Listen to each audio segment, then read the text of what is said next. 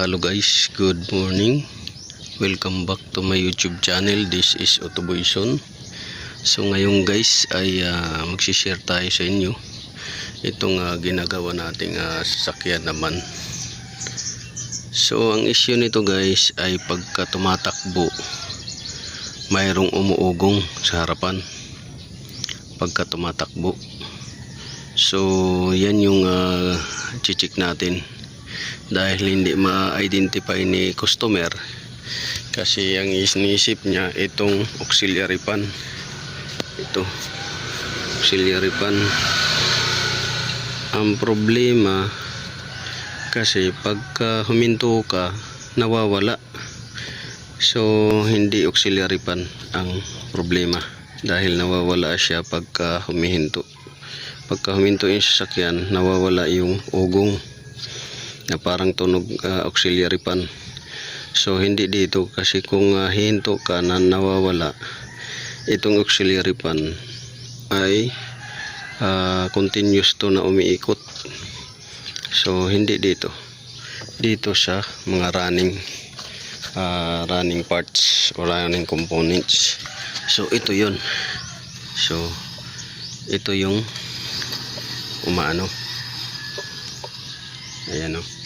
Kung napapansin nyo, mayroong tunog na iba. Ayan.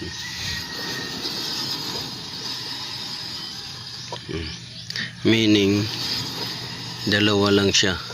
Either ang bearing niya ay sira na dahil pagka huminto ka nawawala, or yung brake pads niya or brake caliper niya ay stuck up, hindi makatras. Yan.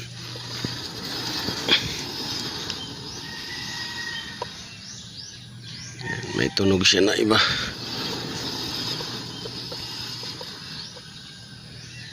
So dito tayo sa kabila.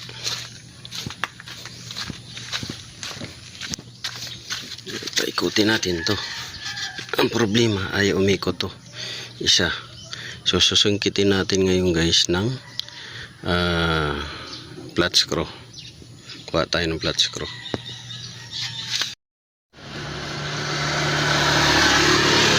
So may flat screw na tayo dito. So ayan, stuck up yung kanan, hindi maikot. Ayan o, hindi maikot guys, stuck up yung kanan. So ito yung gagawin natin na ayan o, hindi maikot. Ayan o, stuck up siya, hindi talaga maikot. So dahil hindi ito maikot, ang gagawin natin ay i-overhaul natin itong caliper. Yan yung gagawin natin, stuck up yung kanan. So nung una to guys hindi to nag-stuck up, ngayon na stuck up na naman, baka puro kalawang na naman to. So yan, dito naman sa kabila nagpi-freewheeling siya pero may kakaibang tunog. So tatanggalin natin yan para malaman natin kung ano yung kakaibang tunog niya dito, dahil parang bearing yung tunog ng isa. So yun yung gagawin natin.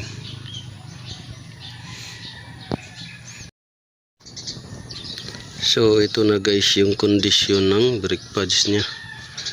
So yung sa inner brake pads, ito parang yung lumalapat kaperanggot lang ito, pero yung dito lumalapat sa kanya medyo malaki-laki yung lapat niya, pero di pa rin buo, sa gitna lang. Ayan o, gitna dito wala, tsaka dito sa gitna lang lumapat, pati dito gitna lang, dito wala, tsaka dito. So meaning nag-stuck up siya minsan. So yan yung ano, ito naman yung ano niya, caliper bracket. So malambot naman siya yung slider bolt niya. Yan, lambot. Ito sa kabila, ganun rin, malambot. Pero mas maganda to, lagyan na lang to natin ng spring dito. Modified natin para maka-atras siya. Pag press niya, yan, atras siya konti. So lalagyan natin ng spring dyan or sa loob para maka-atras siya. Ngayon, dahil dito hindi na siya maka-atras ng gusto or abante, kasi pag press yan guys, ganyan press, dapat maitulak pa niya yan.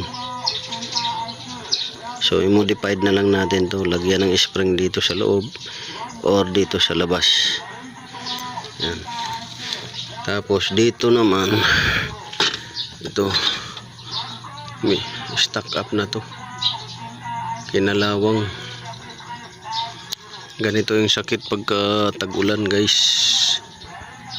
nag-stock up to, lagi kasing nababasa, tapos kakalawangin na siya yung piston. So dito naman sa bearing, ayan, kung naririnig nyo, bearing yan, ayan, umuugong.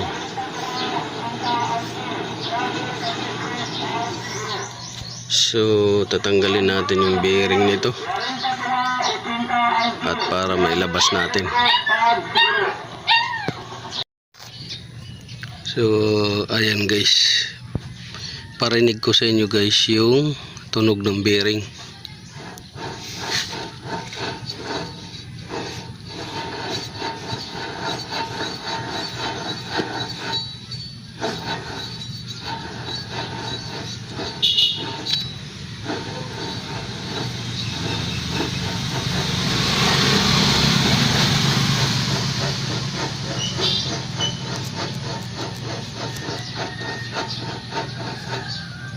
So yan yung tunog ng pasira ng bearing, umuugong na yan siya, lalo na pag may load guys, pagka nakababa yung sasakyan.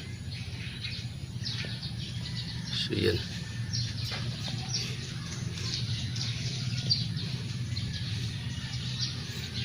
ganyan lang mag-check.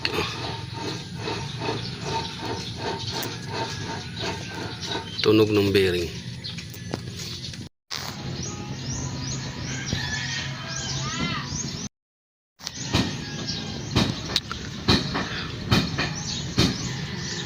So ayan na guys, yan na yung bearing.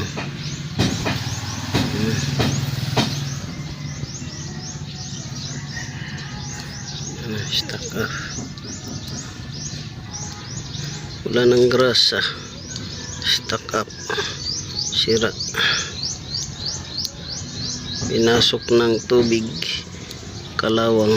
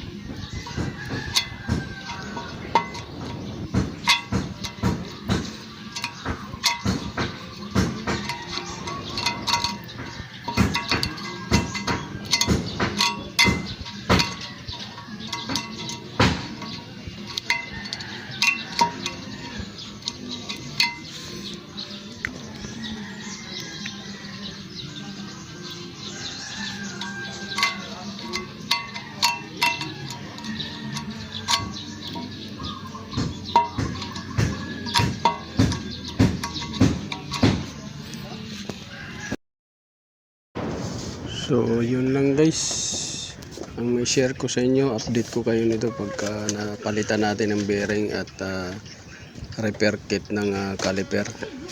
So sana may nakuha kayo ng konting kaalaman dito sa shinare natin sa inyo about sa humming sound at stock up na brake.